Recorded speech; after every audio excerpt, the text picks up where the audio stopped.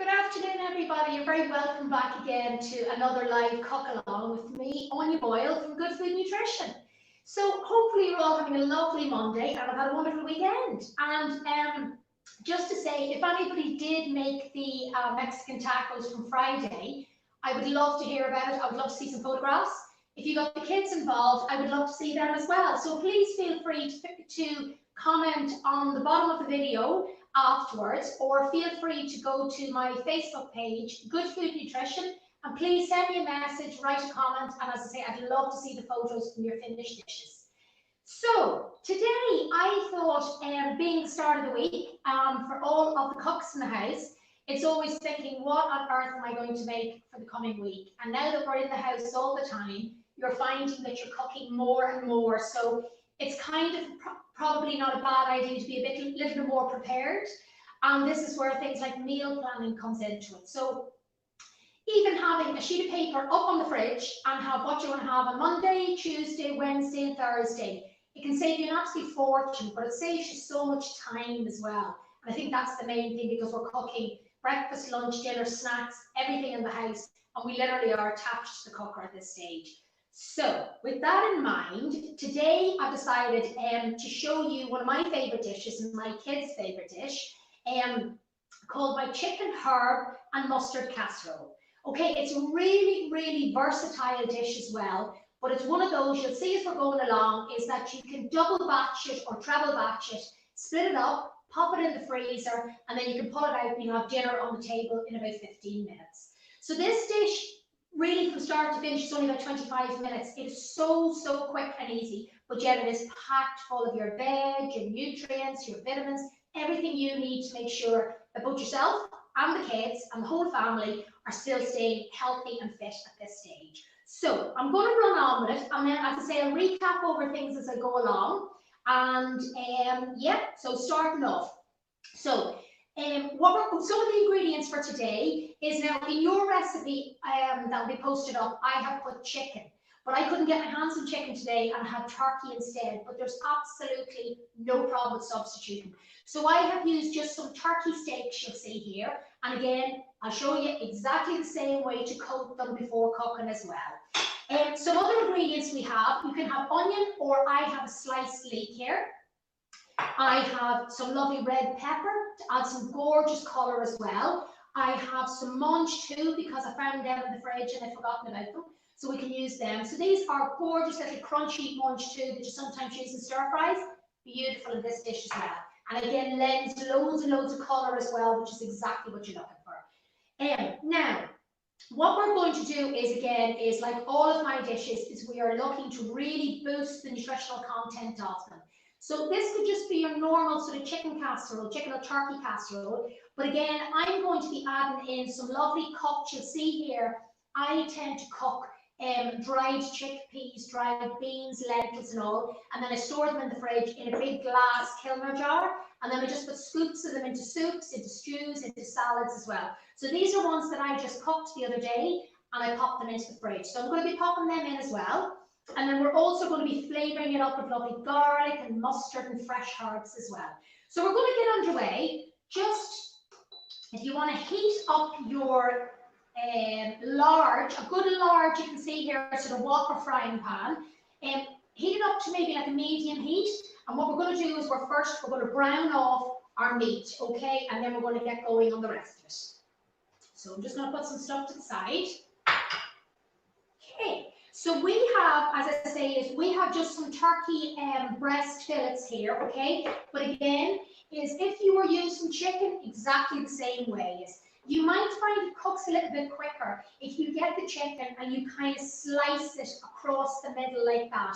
And all that's doing is making sure that it cooks nice and evenly as well. Just be careful not to overcook it as well. And you'll see how quickly in this recipe, everything cooks so easily as well. So we're going to go in with just our turkey, your turkey or your chicken. I have here in a bowl just some flour. You can put plain flour in, self-raised. It doesn't really matter with this. It's really just to coat it. And I also, as well as in my one here, I have some gluten-free flour as well. So again, you'll see as we go along is if anybody's celiac or gluten intolerant even, or just avoiding gluten for any other reason, this is a great dish as well because it just means there that it's suitable for everybody. So in we go, and we're just going to coat these around, making sure there's flour all over the meat. And we're just going to get back on our cooker. And what we want to do is we want to seal over the outside. So I've got a little bit of coconut oil in there, so just give it all a little mix around. And we're just going to start to place the meat in as we're actually coating it as well. So again, just into your flour. I'll show you there what I'm doing. Into the flour, turning it around, making sure it's really, really well coated. And what this does is it actually adds a little sort of extra coating to the outside of the meat, but it also as well, because you're using the flour, it also acts as like a thickening agent as well for your sauce as well as we go along. And you can, if you like, you can add little flavourings to it. You can use salt and pepper in your flour, but again, I didn't because I'm going to be putting it into the dish anyway, so we kind of don't want to double up on the salt in there as well. That's the third one. So this is enough for a family of 4 to 5, to be honest with you, 5 people, because even though we're only using 4 like turkey steaks or turkey fillets, is that there's a lot of veg going in and there's a lot of beans going in as well. So you'll see at the end that there's an awful lot of eating in this. So if you are at the moment cooking on a budget, a little goes a very long way with this. Now I'm just going to quickly wash my hands. Just obviously from touching the raw meat, just need to be very careful with that as well. So we're just going to let that sort of cook down gently. Get rid of that. I'm just going to add in another little touch of oil. I only had a teeny little bit of coconut oil in there. But again, I'm just going to add in another little bit just to give a bit more flavour. Okay, and I'm going to turn up the heat on that so it's like a medium-high heat, okay? So we want everything to cook nice and quickly as well. Now, just move all your meat around there on the oil and let that cook nice and quickly. Now, while that's doing that, all we're doing at this stage with the meat is we're actually just browning it off and sealing in the juices. If we don't do that, there's a likelihood as we're cooking the meat is that it becomes quite dry, whereas this way we're sealing in all around the outside. That keeps the flavour in it, keeps the moisture in there as well. So while that's just sealing off there, we're going to get started on our veg. Okay, so I took 1 leek and literally just sliced it down, so we have it into lovely little slices, just that size you can see there. Okay. And then if you don't have a leek, obviously is just a white onion or a red onion is fine. And you know what at this stage is if you don't have an onion, you'll get away with it as well. So we've also, as I say, got our lovely lunch too there we're going to be putting in towards the end. But what we're going to do now is we're going to slice down 2 large cloves of garlic. So you just want to pull off 2 cloves of your garlic. And then we're just going to take the skins off them. And a little trick of taking the skins off is just pressing down on them with your hand, and really the skins should just pop off them as well, okay? But you can also use one of the garlic presses as well if you have one. I don't like them, but if you have one and you don't really fancy chopping and skinning garlic as well, by all means use it. And we're just going to do the same on the other one, so you're just weighing your hand down on it, and then the skins just pop off. And then don't forget, I show you this now, right at the end, you will see kind of a little knobbly bit that needs to go, okay? You don't want that in your dish. So just keep an eye on your turkey or your chicken, make sure it's not burning. Turn it over ever so slightly to make sure that it's being sort of sealed on both sides. And that is looking lovely and brown. I'll show you that now in 1 second when that comes out. Okay, so for your garlic, take off the little knobbly bit at the end, as I say, and then you are just going to finely dice this, or using a grater, like a cheese grater, the fine side of it is just grate it down the side, and it means you'll have no bits whatsoever. But we don't really mind bits in this house, so we'll go with it this way. And again, just nice, finely sliced. And it's gorgeous. I love the smell of fresh garlic as well. Really, really good. Great health benefits in garlic as well. At the moment, obviously, with what's going on with coronaviruses, including garlic in your everyday eating as well it's a huge support for your immune system as well as your digestion as well. So your everyday foods in the kitchen can have great health benefits as well. So we're just going to pop that to one side. And again, let's just check our turkey here as well. And you will see, if I show this up to you, you will see just there, we've got a lovely brown coating just on the outside, and that's what we want. And as I say, one of the reasons that I do this as well is for colour, because then when you're looking at the meat in the dish, it doesn't have like a real white sort of coating to it. It looks like it's nearly been roasted, or at least, you know, browned off really well. So I'm just going to give them another second or two, and then I'm going to take them out. Okay, so we're also going to add in as well for some colour is some red pepper. Okay, you don't have to, you can add in, I have carrots here as well, as you can add in carrots. I have a courgette over there as well. And each day you'll see with the dishes that I'm cooking is I'm trying to include different vegetables as well. So really it's to say that whatever is in your, the bottom of your vegetable tray in the fridge, that's what's going to go into it, okay? So don't get too hung up on, I use the pepper, so you must use the pepper. Use whatever your family likes. But I would encourage you is that to definitely try new types of fruit and vegetables, because obviously there's different nutrients in each one as well, and they all have different effects on the body. So even something like once a week is to include another new vegetable that you wouldn't normally use. If you don't use sweet potatoes, maybe next time you're going shopping, grab a bag of sweet potatoes and roast them off in the oven. Same with butternut squash, it could be anything, courgettes, anything. Is get into the habit of actually just trying one new vegetable even once a week, and before you know it, you'll have a much better variety going on in the fridge. So we're just going to slice down our pepper, and we're probably only going to use about half of that. So again, we're just going to slice that into sort of little chunks, and they are going to come out sort of about that size, you can see there. So not too big, but again, don't get hung up. The way I chop it might not be the way you do as well. It's all about is you just taking these recipes and making them your own. So I'm going to lift this meat out now, and I'm just going to show you now what it's like once I've taken it out. So I'm just going to let it there for 1 second, and then I'm just going to get a little tiny bit more oil into the pan and get our vegetables going. But I'm just going to show you this meat now in 1 second. So again, a little tiny bit of our coconut oil. Let that melt around. Now, on Friday, I was talking about coconut oil or olive oil. You can use whichever one that you like, depending on the flavour that you like. I just like the taste of the coconut oil, and so I just go with that. But definitely coconut or olive oil is fine. So we're going to go in with our leeks. And we're just going to cook them gently for a couple of minutes. And again, you want a little bit of colour on them as well, so a nice little bit of brownness on them as well. So we'll let them be there for a second. And I'll just show you here what I'm talking about then with the meat. So you can see just on the outside there is a lovely sort of brown colour. It almost looks like it's kind of been roasted. So again, when you're eating at the end, it's just a little more appealing to the eye as well. So keep moving your leeks round the pan, and you just want to soften them for a couple of minutes. Now, back to your peppers.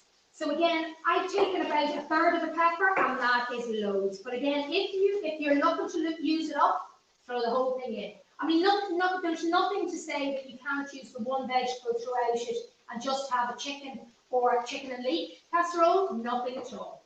As I say, this is just one to see what's in the fridge, what needs used up. So keep moving everything around that pan. And there's a lovely sort of brownness now coming to the leeks there. And I'm going to go in now with our peppers. So just straight in. The beautiful sort of dark red colour there, absolutely bursting with goodness as well. And just keep moving everything around.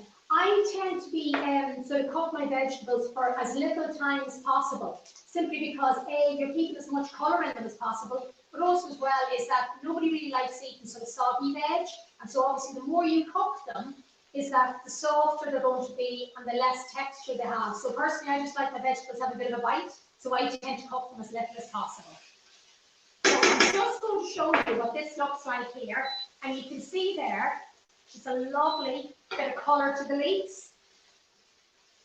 And now we are going to go in with a little bit of our, I'll actually go in with our mustard first, actually, I'll go in with our garlic afterwards. Be careful when you're going in with the garlic, is if the pan is too hot, your garlic is going to catch and it's going to burn, and at which point it is, A, all the health benefits are gone, but it will taste really not very nice at all. It can have like a burnt aftertaste, so just be careful on that.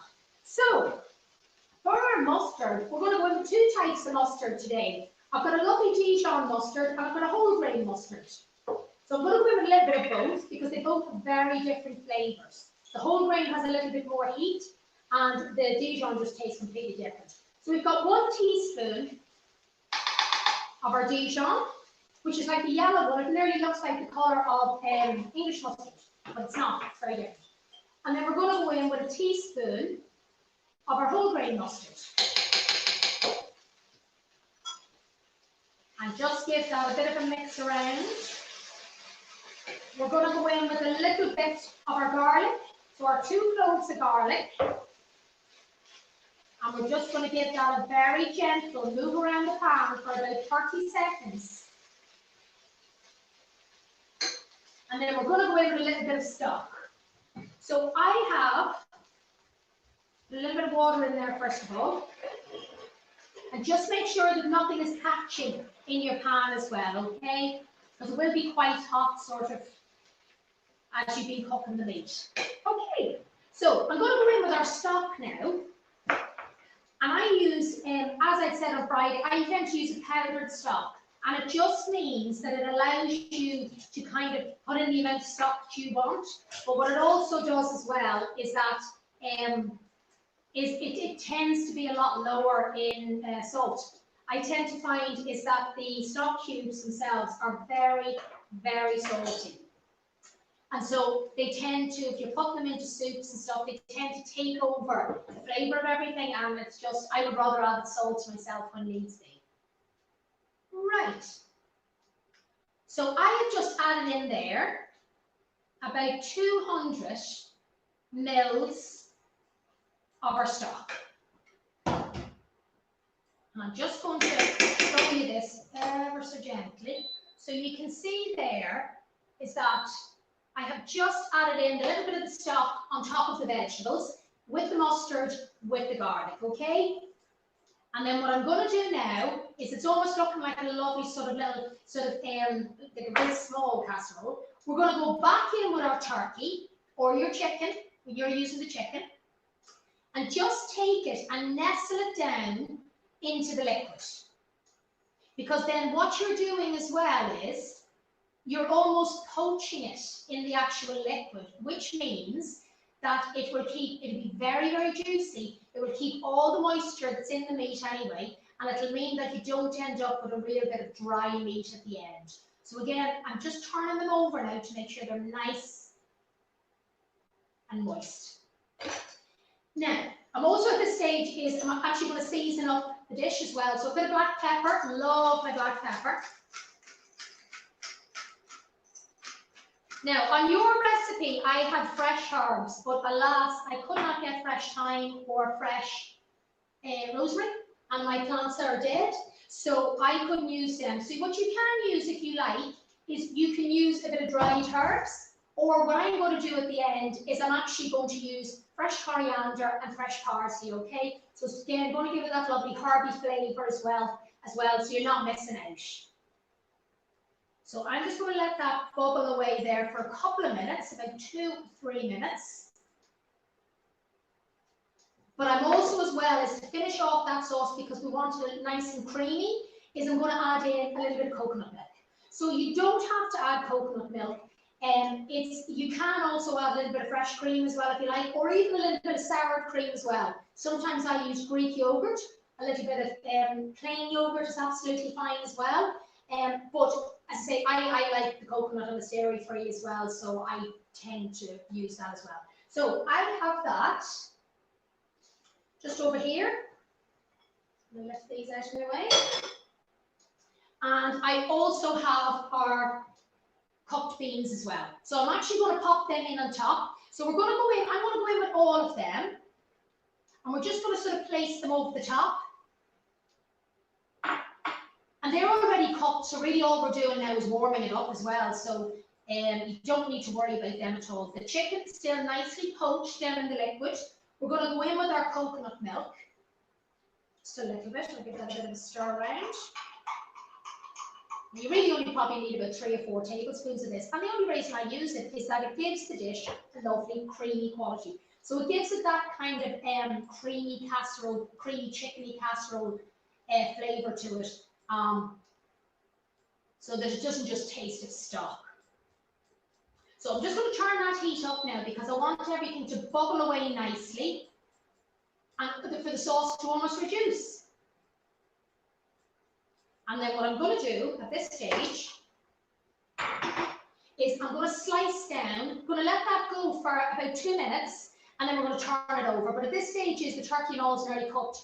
Please do not get into the habit of cooking chicken breasts and turkey for about 6 hours. They really don't take long at all. If you've got a normal chicken breast and you slice it across the middle, a normal chicken breast will roast in the oven in about 21 minutes. So if you're going to slice that across and you're cooking that in the pan is, oh my gosh, probably about 4 or 5 minutes each side. In fact, probably less. Okay, so you want it to be so that it's just cooked and it's not overcooked as well, because that's where your chicken becomes very, very dry.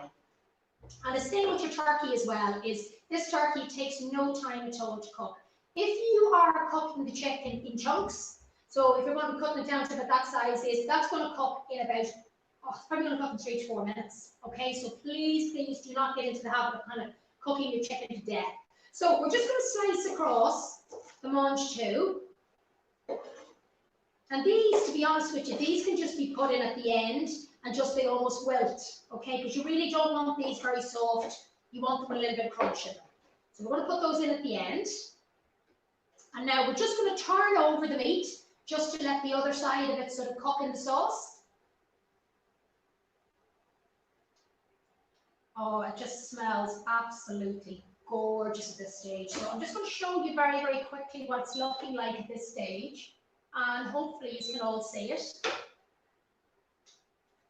Just gorgeous. So at this stage is, I'm going to add in a little bit of salt, and then we're going to taste it as well, just to see if it needs anything else as well, okay? So a little pinch of salt. Remember, my stock that I use, this one, it's basically no salt in it. It's also gluten and yeast free as well. So again, for anybody out there celiac or gluten intolerant, great dish for them, because you can make the entire thing gluten free. So a little sprinkling of our lovely pink Himalayan salt. Give it all a little mix around. And then we're going to go in with our mange too, just over the top. And we're just going to let that wilt down. So I'm going to give that another second. The other way that I use this, this dish as well, which is great, is that I make it to this stage, and then I pop it into a casserole dish, and over the top of it you can put either your puff pastry, lovely puff pastry lid, or what I tend to do, because I sometimes find the puff pastry quite heavy, my kids love it, I just find it a little bit heavy, is the phyllo pastry. So you get out the sheets of phyllo pastry and just basically rip them and scrunch them up in your hand. So you've got your casserole dish, casserole mix is in your casserole dish, and then you are taking sheets of ripped phyllo pastry, scrunch them up, and then you're lining them around the top of it. So you end up with kind of like almost like jagged little or jagged phyllo pastry all over the top. Then you can take a little bit of olive oil and brush the tops and then pop it into a preheated oven at 180 degrees. And that will only take probably maybe about 8 to 10 minutes to really crisp up and go golden. And then when you serve it out, it is a brilliant way of actually serving a very speedy casserole that doesn't take hours to cook. So to serve this up, we are just about ready. I am going to just get some gorgeous fresh herbs as well. And I'm going to be using some coriander and some fresh parsley in this one. So I'm just going to get some from here. And we want to just take a little handful of both of them. And again, don't think your herbs are just for sort of garnish as well. They're not at all. They are such health benefits in them as well. So again, get used to popping them into dishes as well. Great for your digestion as well. So we're just going to give that a little chop down as finely as you want to go. We're going to start to assemble this now and bring this all together. So give everything one nice stir.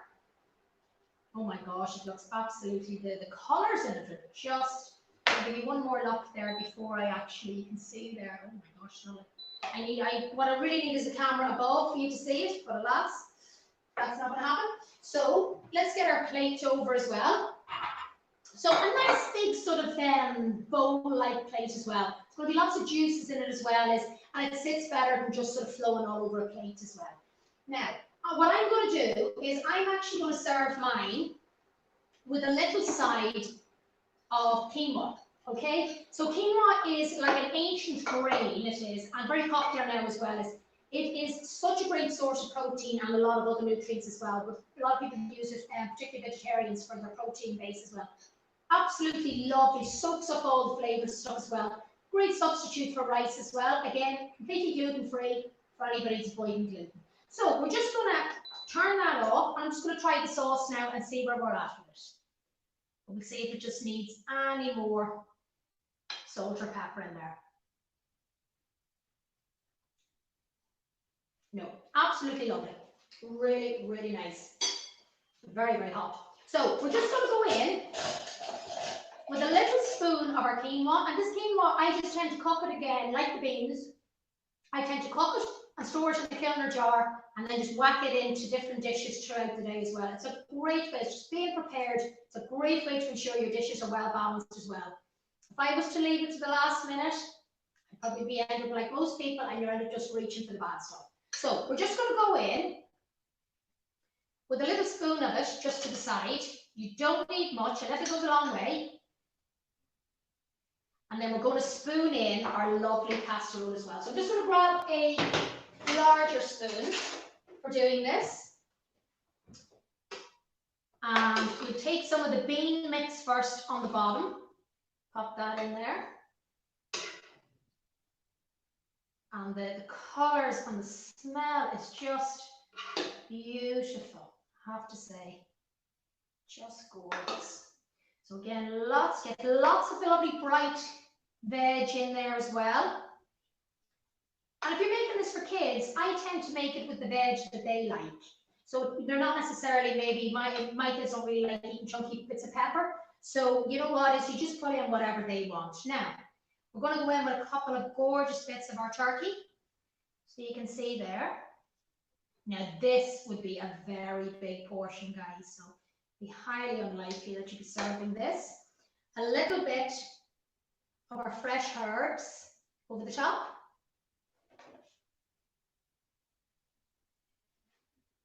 And I'm just going to take this forward so you can see exactly what I'm talking about here. So you can see that is my gorgeous chicken, herb and mustard casserole all done. So hopefully you can see that. If I just turn it around this way as well, guys, so you can see it. And served my lovely chicken, mustard and herb casserole, served with cooked quinoa, and all, I think we were 25 minutes all in all. So the recipe is up there for you as well, if you have missed it. If you have, please get in touch on the Good Food Nutrition Facebook page. If you do like what you see here as well, is that I have lots more recipes on my website, www.goodfoodnutrition.co.uk. So go and have a look there. Lots of lovely breakfast, lunch, dinner, snacks as well. Also as well, on my Good Food Nutrition Facebook page, you will see a lot of recipes put up there as well. If there's stuff that you would like to see, by all means, feel free to get in touch. And also as well, I have my closed Facebook group for ladies called the Fabulous Foodies, where daily there's recipes there as well. So feel free to go to the Facebook page and have a little look. So I really enjoyed that again today. And from now, I will be cooking 3 times a week for you. So I will be here on a Monday, Wednesday, and Friday at 3 p.m. And each time I'm going to try and do different stuff for you as well. So today's one was more about sort of, you know, maybe cooking double or treble batch and put it into the freezer as well. So kind of meal planning.